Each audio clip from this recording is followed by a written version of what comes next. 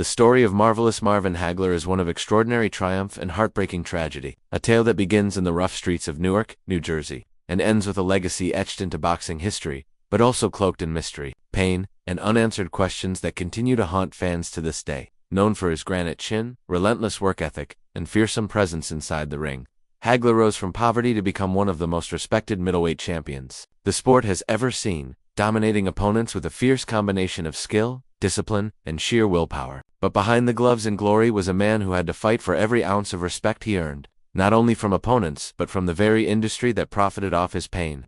For years, Hagler was overlooked by boxing promoters and denied marquee fights, constantly having to prove himself, while others were handed opportunities based on marketability, not merit. His legendary 1985 war with Thomas Hitman, Hearn's a three-round explosion, often called the greatest fight in boxing history, cemented his greatness. Yet it was followed by the most controversial and crushing moment of his career, the 1987 split decision loss to Sugar Ray Leonard. Many believed Hagler won that bout, including Hagler himself, and the sting of that perceived injustice led him to walk away from boxing entirely, never fighting again and rarely speaking publicly about the sport that defined his life. Retreating to Italy, where he found peace and some anonymity, Hagler began a new chapter, acting in films and enjoying a quieter existence far from the spotlight. But tragedy struck in March 2021 when news broke that Hagler had suddenly passed away at just 66 years old, sending shockwaves through the boxing world and igniting a storm of confusion and rumors. His death was announced by his wife in a brief statement, with little detail, and the timing led to rampant speculation,